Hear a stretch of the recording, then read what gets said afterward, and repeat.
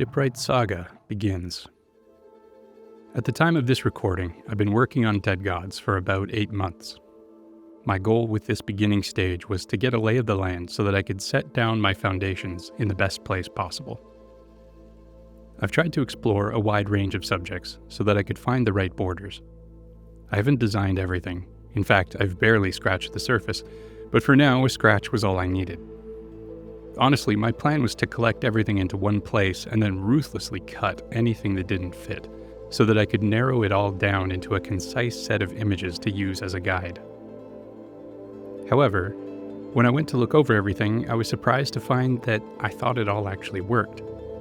That's not to say that I'm some brilliant designer. This actually made me highly suspicious at first. I thought that maybe I just wasn't being critical enough. But the harder I looked, the more I liked. Which I think is just a byproduct of having a very clear idea of what this project would be before my pencil first touched the paper. If anything, this entire exercise has given me a lot of confidence about moving into the next stage. What I can do with all of this material is codify the important aspects of the project that are likely to have an influence on all the rest. I organize things into categories, from humans to dragons to geology. All of these disparate elements from the setting will have some amount of influence on the others. Every new thing I add will be passed through them like a filter to ensure the world remains cohesive. With that, the age of previs is over. The time of the story has begun. What follows is the thumbnail stage for the first short episode. The Shipwright narrowly escaped the lair of the Skull Eater and now finds himself in a verdant field where a herd of three-horns grazes peacefully. He feels at home among these gentle beasts, reminded of his own beloved flocks before the Creator gave him a new purpose. But nostalgia shatters as the herdsman of the three-horns, blades gleaming, descend upon him. The contents of his bags mean more to them than his life. As the herdsmen drool over the promise of spoils, a patient dragon lurks nearby, eyeing an easy meal. The valiant dog Bastion races into action. For two of the greedy wranglers, it's already too late. The monster strikes in a flash. The herd flees in panic. And the scaled beast, having secured a paltry meal, quickly sets his sights on the larger prey. The Shipwright spreads his cloak, revealing 2 large eye spots, a simple trick that freezes the dragon in fear. As the beast begins to see through the ruse, the Shipwright lets out a sharp whistle. His loyal companion Bastion is in position and strikes at his master's signal. Experienced fangs sink into the dragon's vulnerable tendon. With arms that have hewed mighty trees for a century, the Shipwright drives his axe into the dragon's brain.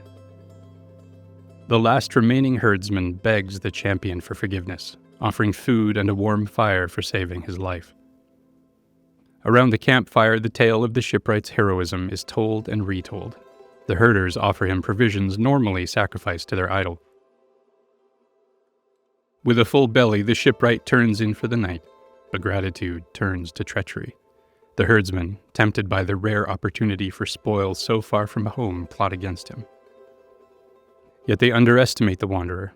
Centuries of experience have made him cautious.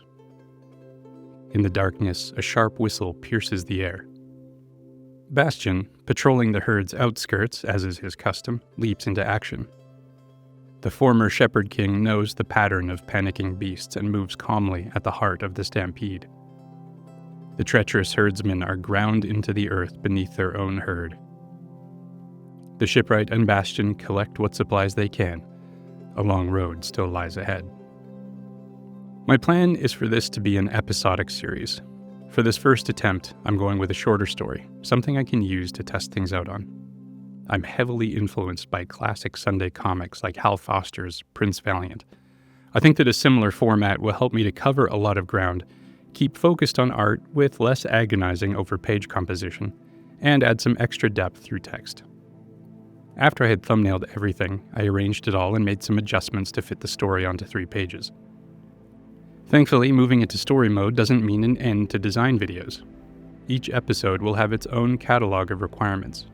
This story will heavily feature 2 kinds of megafauna, so I took some time to familiarize myself with them more.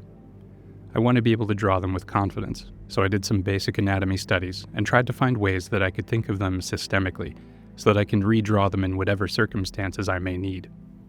Years ago, I had the opportunity to meet with the creator of Dinotopia, James Gurney, and he impressed on me the advantage of buying toys to use as reference. My collection of dinosaurs grows. For the dragon, I wanted to start off with something a little smaller, but terrifying in its own way. I'm taking a lean, long-snouted Baryonyx Walkeri and almost doubling it in scale, because it's my project and I can do what I want. I didn't capture footage of this drawing, but I thought it was still worth including. In this very short story, the herdsmen make camp near a dragon idol, which normally they'd sacrifice to in the hopes that it would keep the monster at bay. Even though this episode will be set in the wilderness, it's a great opportunity to hint at the Art Deco influence on the cultures of this world. I also wanted to draw up some very loose designs for the cast of herdsmen the Shipwright will encounter. For the three he meets at first, I tried to bring some Triceratops influence into their designs and into the materials they use. For the last two, it's my big opportunity to do something I've been wanting to do since I started. My previous project, Tellurian, was an entirely visual story. There was no writing. This time around, I'll be biting the bullet and stumbling through the writing process. However, I'll be looking for every opportunity to add more story that lives exclusively in the visual layer. In this case, I thought of the leader of the bandits as being a disgraced heir, still consumed by vanity, even while banished to distant pastures. He's accompanied by his last loyal companion, who's really just holding out hope that she'll be by his side when he comes into his sizable inheritance.